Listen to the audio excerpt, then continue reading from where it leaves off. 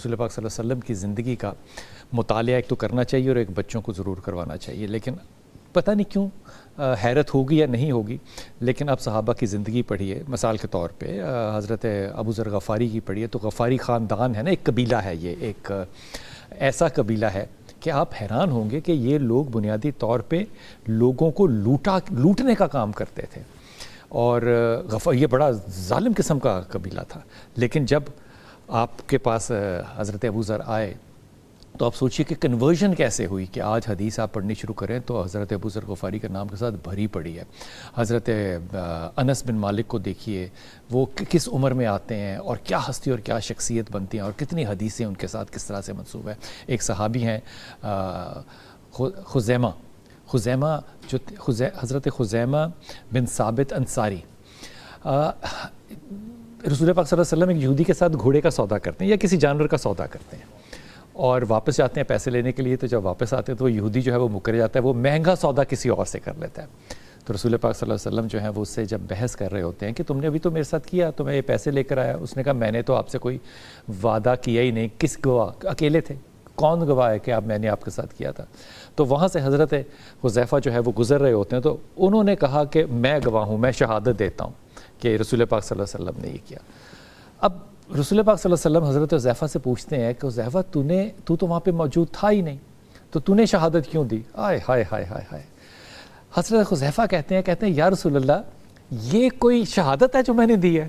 یہ کون سی شہادت ہے جو میں نے تو آپ کے کہنے پہ لا الہ پڑھ لیا، محمد رسول اللہ پڑھ لیا، میری تو شہادت آپ کے کہنے پہ ہے، یہ کون سی چھوٹی سی شہادت ہے؟ اس پہ نبی پاک صلی اللہ علیہ وسلم نے حضرت حذیفہ کو خصوصی طور پہ کہا کہ اس کی دو لوگوں کی گواہی ایک طرف اور اس کی گواہی جو ہے وہ ایک طرف۔ اب یہ کہنے کی ضرورت کیا تھی؟ اب غور فرمائیے، اللہ کے رسول کہتے ہیں کہ غائب کا علم نہیں جانتے، بہرحال میں اس پہ بحث نہیں کرتا، لیکن حضرت ابو بکر کا دور ہے اور جنگ یمامہ کے بعد بہت سے صحابہ جو ہیں وہ شہید ہو گئے، حافظ قرآن تھے ان میں سے، تو قرآن کو اکٹھا کرنے کے لیے حضرت زید کو بلایا اور حضرت زید کو کہا کہ قرآن اکٹھا کریں، آپ بھی ان میں شامل ہوں۔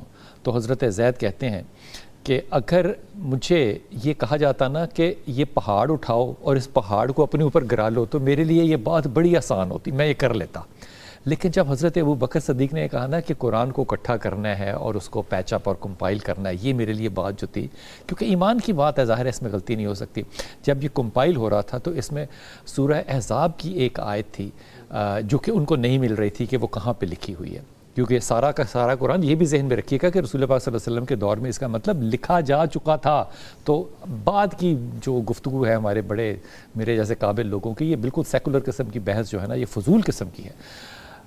تو یہ آیت کا جو ٹکڑا تھا یہ حضرت حذیفہ کے پاس تھا، حضرت حذیفہ نے اس آیت کو دکھایا۔ اب اس آیت کے لکھے جانے کی گواہی جو تھی، حضرت ابو بکر نے کہا تھا کہ ہر آیت پہ 2 گواہ لے کر آنے ہیں، اس پہ صرف آپ کی گواہی تھی۔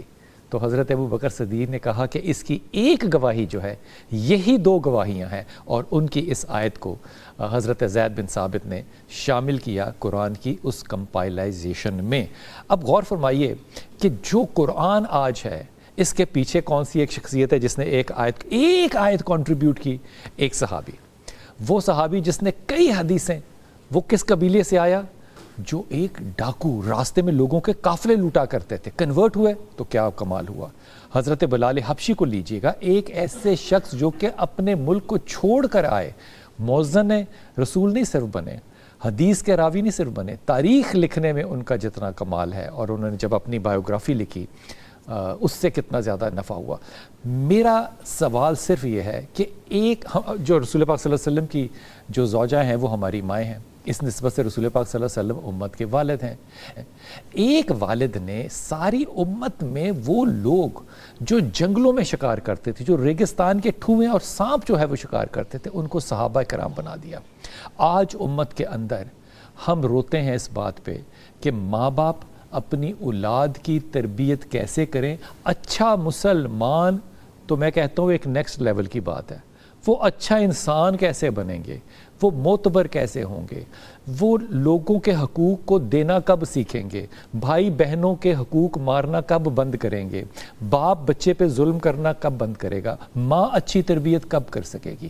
اچھی پیرنٹنگ کے اوپر آج آپ جائیں نا اور سوشل میڈیا دیکھیں تو یقین کیجئے آپ کو حیرت ہوگی کہ بھرا پڑا ہے ان لوگوں سے جو کہ آپ کو ٹریننگ دے رہے ہیں. اس کے باوجود آج سب سے زیادہ جو کمی محسوس ہوتی ہے وہ اس بات کی کہ ہماری پیرنٹنگ کے اوپر ایک کوسچن مارک ہے, کیونکہ جو آنے والی نسلیں ہیں ان میں ہمیں بہت سی کامیابیاں بھی خیر اتنی نظر نہیں آتی جتنی کہ ہم سائے ملکوں میں نظر آتی ہیں, لیکن کردار کی پستی جو ہے وہ میرے جیسے شخص کو تو نظر آتی ہے. ہو سکتا ہے آپ کی امیدیں اس سے زیادہ بہتر ہوں. آج ہم اس بات پہ بات کریں گے کہ پیرنٹنگ اچھی ہوتی کیا ہے, کرنی کیسے چاہیے, کوئی واقعی اصول مرتب ہیں یا یہ ایسے ہی ٹلے ہیں جو سوشل میڈیا پہ یا یونیورسٹیوں اور کالجز میں وہ موٹیویشنل سپیکرز جو ہیں وہ بتائیں گے کہ اچھی ماں کیسے بننا ہے اور اچھا باپ کیسے بننا ہے. شاہین اختر فیملی کونسلر ہیں. السلام علیکم, خیریت سے ہیں بیٹا؟ اور پہلی دفعہ تشریف لائی ہیں ڈاکٹر ختیجہ عمر جو کہ ASP ہیں ٹاؤن شپ کی, اور ہمارے ساتھ آج اس موضوع پہ بات کریں گے. ڈاکٹر صاحب السلام علیکم, خیریت سے ہیں آپ؟ بہت وارم ویلکم آپ کو, آپ پہلی دفعہ تشریف لائیں. فون پہ آپ پہ بات ہوئی لیکن آپ تشریف پہلی دفعہ لائیں آج. اور جناب عثمان طاہر بھائی السلام علیکم سر, خیریت سے آپ؟ آپ سے سب سے آخر میں بات کرنی کیونکہ آپ نے بات لمبی کرنی ہے. شاہین آپ فرمائیے کہ اچھی پیرنٹنگ ہوتی کیا ہے, پہلے تو یہ بتائیں. اچھی پیرنٹنگ جو ہے وہ بیسکلی جو ہے دو انسان جو ہوتے ہیں وہی والدین بنتے ہیں. جو اچھے انسان ہوں گے وہی اچھے والدین بنیں گے. تو بات یہ ہے کہ والدین جو ہیں جب ہی اچھے والدین بن سکتے ہیں جب وہ خود اچھے ہوں گے. اگر وہ چاہتے ہیں کہ ان کی اولاد میں اچھی صفات ہوں, اچھا انسان بنے, تو سب سے پہلے ان کو خود ایک اچھا انسان بنے گا. دوسری بات یہ ہے کہ اگر آپ چاہتے ہیں کہ آپ کی اولاد اچھی ہو تو سب سے پہلے آپ اپنے بچے کی کیمسٹری کو اچھی طرح ریڈ کریں.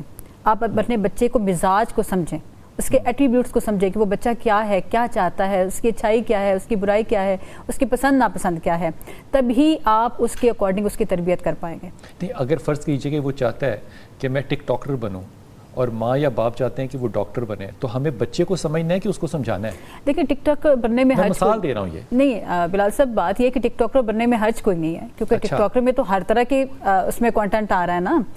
آپ نے جب بچے کو آپ نے یہ تربیت اچھی کر دی, اچھائی برائی کی تمیز آپ نے بچے کو دے دی کہ کیا اچھا ہے کیا برا ہے, اور اس میں تمیز دے دی, تو پھر تو آپ کو پریشان نہیں ہونا چاہیے. اس نے دنیا میں گرو تو کرنا ہے. اور ٹک ٹاک جو ہے وہ آج کل کے وقت کے مثال دی تھی, معذرت کے ساتھ یہ دے رہا ہوں بات, اسی آرگومنٹ پہ انہوں نے کہا جی سعودی عرب سے جو ہے وہ زمزم نہیں آنے دیتے نا, پتہ نا آپ کو اس بات کا, وہ ایک خاص لمیٹڈ اماؤنٹ کے اندر آنے دے, تو زمزم کو اسمگل کرنا ثواب کا کام ہوگا کہ برا کام ہوگا, حالانکہ ہے تو وہ زمزم.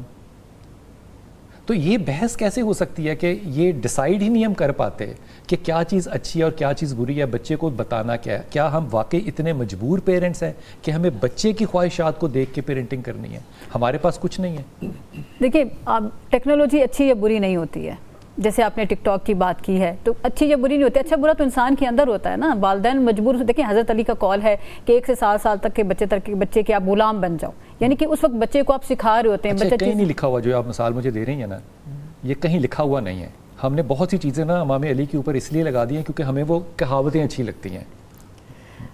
دیکھیے سر, اگر یہ لکھا ہوا نہیں ہے, لیکن کیا آپ کو اس بات سے کوئی اعتراض ہے کہ یہ بات میں غلط کوٹ کر رہی ہوں کہ اگر ایک بچے کو اگر ہم حضرت علی کے قول کو نکال دیتے ہیں, ہم ان سے منسوب نہیں کرتے ہیں, تو کیا یہ بات درست نہیں ہے کہ بچے کو 1 سال سے 7 سال کی عمر تک کے بچے کے آپ غلام بن جائیں؟ کیونکہ اس وقت بچہ دنیا کو ایکسپلور کر رہا ہوتا ہے, معاشرے کو ایکسپلور کرتا ہے, رشتوں کو ایکسپلور کرتا ہے, اچھائی برائی کو ایکسپلور کرتا ہے. آپ کو اس بات سے ڈینائی تو آپ نہیں کر سکتے نا. نہیں, میں تو ڈینائی کر سکتا ہوں, لیکن میں آگے آرگومنٹ کرتا ہوں تو بات کرتے ہیں. ڈاکٹر صاحب, ایز اے مدر یا ایز اے سٹیزن, آپ کو کیا لگتا ہے کہ پیرنٹنگ کے اندر کوئی کمی ہے یا we are going on the right track? Sir کافی کمیاں ہیں ابھی.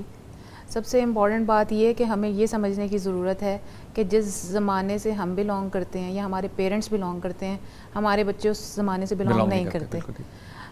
فار ایگزامپل, اگر میرے پیرنٹس کے زمانے میں ریڈیو تھا تو میرے ٹائم میں ٹی وی آیا, انٹرنیٹ آیا, اور میرے بچوں کے ٹائم میں اب آرٹیفیشل انٹیلیجنس آ چکی ہے.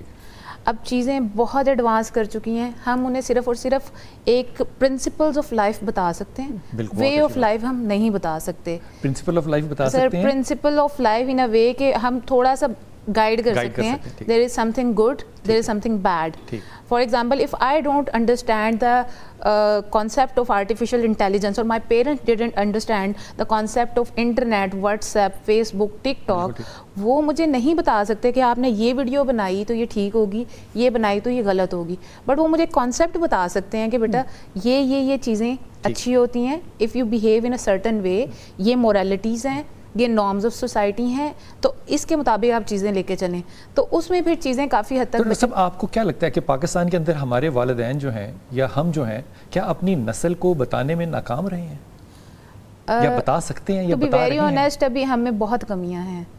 ہم چیزوں کو اس لیول پہ سمجھ ہی نہیں پائے کہ ہم آگے کمیونیکیٹ کر سکیں. ابھی ہم پچھلے کانسیپٹ میں پھنسے ہوئے ہیں. ابھی ہمارے نہیں کیا بچوں کے ساتھ. ہمارے جو ہم نارملی ہم چاہتے ہیں کہ بچہ ان اے سرٹن وے بیہیو کرے, ہم اس کو سنب کر دیتے ہیں, ہم اس کو سنتے نہیں ہیں, ہم انڈرسٹینڈ نہیں کرتے کہ وہ کیا کہہ رہا ہے, اور ہو سکتا ہے وہ ہم سے بہتر بات کر رہا ہو. تو چیزوں کو میرے خیال سے ہمیں ایوالو کرنے کی ضرورت ہے, اسی سے پیرنٹنگ بھی ایوالو ہوگی.